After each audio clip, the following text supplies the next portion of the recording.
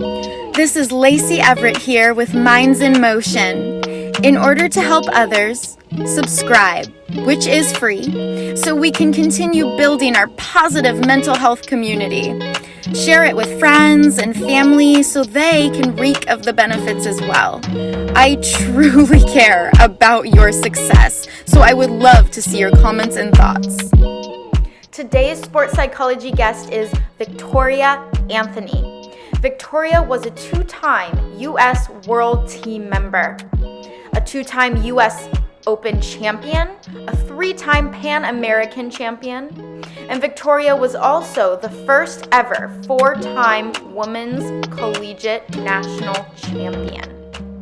She's also a two-time Junior World Champion, and Victoria is currently training to make the 2021 United States Olympic team.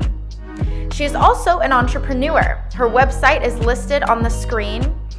And I just adore Victoria, and I can't wait for you all to meet her right now. Woo! Hi, Victoria. Hello. Hello. So I wanted to start right away with a beautiful quote that has so much meaning behind it that you really stay true to and express on your own social media. And the quote reads, "What if there was no word tomorrow? If there was no word for tomorrow, what would a day be except the moment you sit in?" And I was wondering if you could speak about this and how it relates to your sport.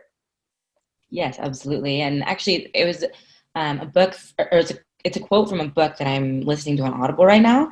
And it just hit me. I'm like, oh my God, what if there was no word for tomorrow? It's just like there's certain things, like sentences or, phrases that'll just like make you stop. And that was one for me. And, that's why you're asking about it. And it just really, for me, resonated in such a way that I was like, if there was no word for tomorrow, like all of any like anxiety, any worry about tomorrow, any worry especially in relation to sport, like, can I do it? Will I do it? I'm like training for the Olympic Games. All of that is washed away. And it's just what you're able to do today. And the fact of the matter is, all we ever have control over is what we're able to do today, no matter what. And that's like what creates our tomorrow, of course. So it really like speaks to that, and speaks to the fact that that's really how we should be acting, because there's not even a guarantee of tomorrow if we're like speaking truthfully, so, and especially with the present state of the world with COVID and all of the insanity, it's like now more than ever does that, like a quote like that, become relevant, because there's nobody knows what tomorrow is going to even look like. It's like most of our tomorrows have not been looking like our yesterdays. Like everything is changing rapidly, rapid fire, and it's crazy, right? So it's like, for me, that was like, yeah, just there's just today and what you can accomplish today, and go. That's what you're going for, and that's where all your focus should be. That's so interesting, because when you focus in the present moment, it's almost like you perform better anyway.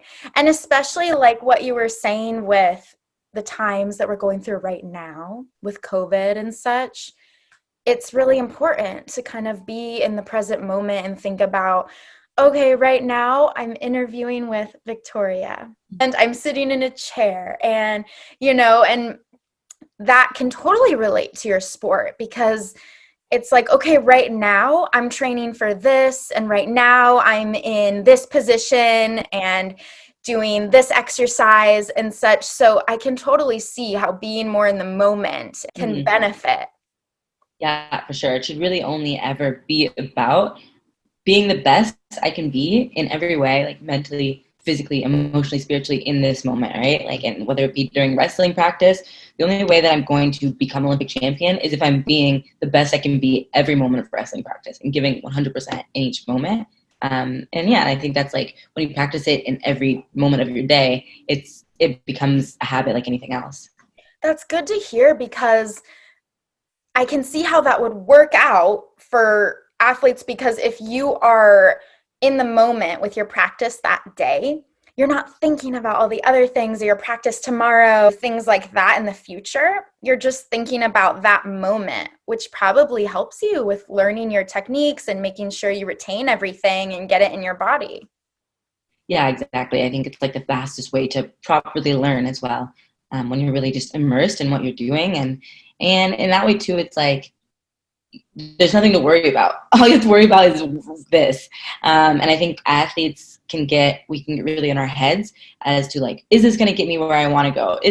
Am I going to do what I intend to do? Like all these questions that are outside of really anything that could be answered in the first place. Like, it's like, this might sound like a negative, like way to say it, but to me it's a positive way. It's like I might get injured tomorrow, like God forbid. I don't have any intention of getting injured ever, but it's like, if I got injured tomorrow, what was it doing for me to be so worried about like a competition that's in a year? I can only do what I can do. Yes, you can only do what you can do in this moment right now. Yeah. I love that you have that mindset. So how do you get in that mindset, first of all? I think it just comes from I think some people understand it like early on, but for me, it's been years of competing and practicing and training, and just really reflecting. I think reflection is probably the most important tool that I use to come to understand like everything in life, really. And wrestling is it's like a metaphor for life in every way, and it's so it goes back and forth. It's like whatever I figure out in life will apply to wrestling, or whatever wrestling teaches me I'll be able to apply it to life in general, but it's really taking the time. And I think I know you meditate, but I meditate as well. And I think it's time, whether you do specifically meditate or you just take time to reflect, and that might be on a run or some other way, or, in conversation with another person or yourself. And for me, it's like all of those things, but really just taking time to be still and to think through like what's even going on, or is this helping me, and analyzing what things are valuable to me and to my growth, and to my progress, either as a wrestler or as a person, and then what things just are not. And also a lot of a lot of audiobooks, a lot of YouTube videos, stuff like that are just like expand me beyond my own thoughts and my own ideas, which I have some pretty good ideas sometimes, but there's some other people that have really thought this life thing through, and so I'm like, oh, okay, that really helps when I hear it from hear whatever. And I think everyone would have a different route to what I would just really call the truth, like whatever person, it might be religion, it might be, and it just could be, it could be anything. At a different time in my life, I'll have different things that are leading me in this way, and also for different people, like it might be like a school of thought or a school of philosophy, like Stoicism, or it might be some a section of Hinduism that like speaks whatever it is that speaks it to each person.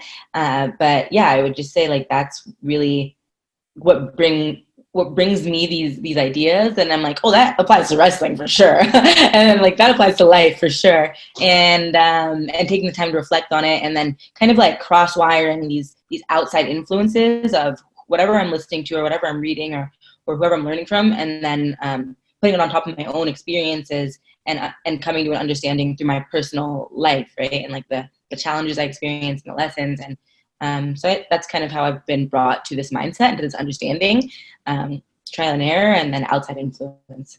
Nice. Trial and error and outside influence help us bring a healthy mindset into wrestling and being in the present moment. Yeah, for sure. Nice. And speaking of challenges, you mentioned it briefly at the end there. I wanted to actually ask you, because wrestling is used to be a male-dominated sport. Right. So I'm curious, because you're a female wrestler, a really good one at that, and I'm curious if you've had any pushbacks throughout your career because of that. Mm-hmm. I've honestly been pretty lucky, like in the scheme of things, and knowing, because I like have so many friends that are also female wrestlers, of course, and some of their experiences have been more difficult with actual pushback from the outside. Like, so my experience was that I started with judo first when I was a little girl, from when I was 6 years old to 14 years old. And then when I was 14, I joined the high school boys wrestling team. And because there was no girls team, I lived in California, and on my wrestling team at the time, I just was like, I don't know, everything was like pretty lucky. Like my high school coach treated me like the rest of the boys on the team, which I really appreciated. I didn't feel anything from him like that made me feel outcasted. There actually was the one instance of true pushback I got was from another girl. There were already two girls on the high school boys team when I decided to join. And brief backing, I was like so nervous and so scared, and I didn't even want to join, but I just saw a demonstration, and I was like, okay, this will get me out of PE class, and it looks like judo, so I'll do it. and then like, I don't know, like a weekend, but I was so scared, I was so nervous, and I didn't, like, it was just so uncomfortable. And this girl that was already on the team one day, she like pushed me up against the locker. She was like, this is my team. She was like just really territorial. I'm like, this is my team, and you're here for the wrong reasons, and you want to date the guys and all this stuff. And at that time, I had like barely kissed a boy. So I was like, what are you talking about? I don't even know if I want to be here, let alone like everything you're saying. So that was one of the, but yeah, that was one of the strange instances of pushback I received. I think it's like that, like it's such a like interesting place to put yourself, like being a girl joining the boys team, right? So then it's like you kind of feel like you don't have a place in the school at large. At least I didn't. I felt like I was like kind of like, oh, now I'm like the girl that wrestles at the school, like that's kind of weird. And then but then on the high school boys team, I'm also the girl on the boys team, so it's not like I necessarily fit in there either. So I felt a lot of internal resistance, but it was just within myself. I don't know how much of it really even came from the outside, you know, but I think that's what I just had to like work through it. And like part of what wrestling was able to teach me and to give me through the challenges that of being in these uncomfortable instances, and just like helping me understand that I have a place everywhere, and I belong anywhere I put myself. And that's like kind of one of the larger lessons that I had to learn, even though it came in such a package that was like, I feel really uncomfortable, all this stuff.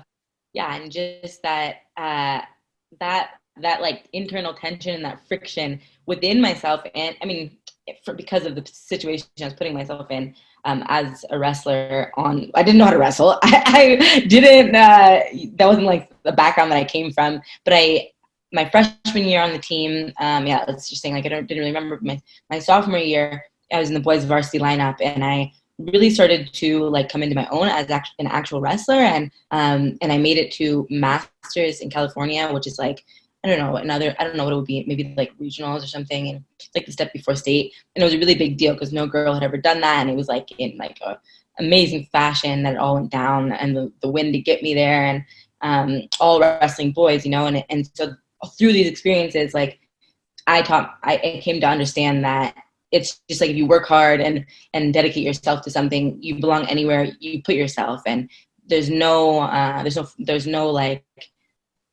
cookie cutter anything. You know, you could be anything you want as long as you work hard and do your best, pretty much. Yeah, you belong wherever you put yourself, basically. Yeah. And I think that's something, yeah, really had to like, and it's still something I struggle with. Like, I'm starting a new business right now, and I don't know what I'm doing. But it's like you can figure anything out so long as you keep going. Like, if you stop, then yeah, you don't belong there because you chose to stop. You know? Yes, we don't have to turn into couch potatoes. We can just keep going, even though we don't know what the heck we're doing. So what? We'll figure it out. I totally can resonate with that, and I can see how that would help. That advice would help a lot of athletes, because sometimes it's hard, especially in schools, to feel a little bit segregated because, okay, it's that group, or only guys do football as an example. Yeah, for sure. So I can see how having that mindset or philosophy of I belong wherever I put myself. Yeah. Okay, so then another topic really important that I wanted to talk about was when you experience a takedown. What is going through your mind, and how do you deal with that? For sure, it's such an important moment in any wrestling match, because at the highest level, yeah, it would be amazing if you never got scored on. But most likely, you're going to get scored on because you're competing against the other best people in the entire world. So it's like you get taken down. It almost should be expected. And I think when I was younger in my career, a takedown could derail me at the time, you know, like if I got taken down, it's like, oh my gosh, do I belong in this match? Like, how am I going to win? I could be still winning the match. Like, it could be like 8-2. They just scored 2 points from a takedown, you know, but it still would like mentally send me on a spiral. Whereas now, first of all, I accept it as like a an expected part of the match, right? And I think the younger that you can do that, the better off you're going to be. But and also, so in that moment of like, if I get taken down, like the very first thing you have to do is protect and defend yourself, because if you get scored on the ground, like you then have to defend yourself from getting scored again, scored on again.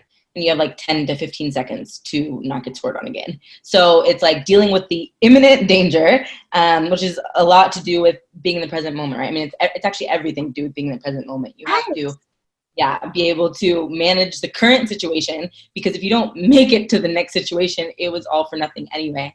So managing the current situation, and then in the amount of time that it takes pretty much to like stand up and get back to the center of the mat, that's when I'll do like mental calculations. Okay, what just happened? Like, how do I correct it and not allow that to happen again, you know? And then also kind of calculating the scoreboard. Do I need to score? Am I now behind in points, or am I still ahead in points? Everything's okay. And I think it's like breaking, because wrestling's only 6 minutes. So you have 360 seconds. Is that right? 6 times 60. Yeah, 360 seconds to win this match. And it's like using all of those seconds properly. And I really shouldn't be calculating what happened on the takedown when I still have to defend. There's still a person another human being is trying to turn me over. So I have to deal with that first. And then in the next 5 seconds, like of getting back to the center of the mat, then I can, okay, where are we at? What do I need to do? Like beep, boop, beep, bop. Okay, we're fine. So that's kind of how my processing is. Beep, boop, beep, bop. Yeah. Nice. So I can see, like you mentioned previously, being in the moment really helps you, and that practice of being in the moment really helps you for things like that danger when you're in a severe takedown. And you mentioned that you meditate. I know you meditate. Can we talk about that? I'm curious how meditation helps you with your sport. Yeah, for sure. I mean, when I really had to reflect on who I am as a person, and like, where do my shortcomings, which like, I think everybody's, if you have a shortcoming in some ways, like on the other end of the spectrum, it might be a gift. So for me, like what I'm talking about is I'm like can be really hyperactive and like wanting to do all the things all the time and going in a bunch of different directions at once, which in some ways is like my gift as well, because I'm always willing to like put myself in situations that are uncomfortable, a lot of good things. But then also I really have to take the time to slow my mind down and take the time to slow my physical body down too, because I can like ever since I can remember, I would just go until I got sick, and then I would be sick for however many days. And that for me, it was just like, this is just how I function. Yeah. And my dad would always be like, this is not, you don't have to do this. Like, and he would see me like in this cycle of like winding up, and then he knew I was going to crash. So like now I'm in my late 20s, and I understand this about myself. And so meditation really plays that role of like slowing it down on a daily basis, and sometimes multiple times a day, right? And really giving me time to, before anything else, just rest. It's like a rest period, right? Outside of our crazy world, everything's going so fast. We're constantly on our phones, and like our attention's divided and going, these apps are designed to divide us, right? Divide our minds. So it's kind of like coming to the center again, and coming to a grounded space, and then from there, I feel like I have a really good grip on, who I am, where I need to be working, what I should be doing in the world, as opposed to being swayed constantly by whether it be like outside influences, someone's always messaging, someone's always this or that, right? Or even myself, like just being like, oh my God, what's that over there? What's that over there? Like, and wanting to be in 100 places at once. So that's a lot of what meditation gives me, and it's great. I enjoy so much that you meditate, and I can see from what you're saying how much it helps you in your life in general, and also, of course, your sport. And it seems like meditating for you helps because you're getting more accustomed to relaxing and being in the present moment. And the more and more you do that, it translates to your sport. And then you're able to be like that when you're not meditating in a sport or an activity. Yeah, exactly. Like, it's just like a practice of being present, and the more you practice anything, the easier it is to do, and it just seeps into your life. Like, I think sometimes people, at least myself, I like would expect meditation when I first started meditating, like, okay, where's all the magic? Like, it's supposed to do all these things. Like, what is it happening? And it's more that it just I don't know, it's like it like seeps into your day, and it seeps into your weeks and your months and your years, and in that way it changes your life. But it's not like, I don't know, it's not like someone pulls a sheet back and it's like everything's completely different. It's like over time. Exactly. You're not gonna wake up and be like, oh, Yeah, like I'm a sage now. Yeah. I'm so relaxed. Yeah, No, never. But yeah. it's right. It's very subtle, but it's so powerful. And who Yeah. knew that something so effortless, like focusing on your breath or however you practice meditation, is so beneficial to create success in your sport and in life. It's pretty see how that works. Oh, well, thank you for that. And the last question, I wanted to end on a self-care note. What is your self-care? What kind of things do you do when you are not wrestling?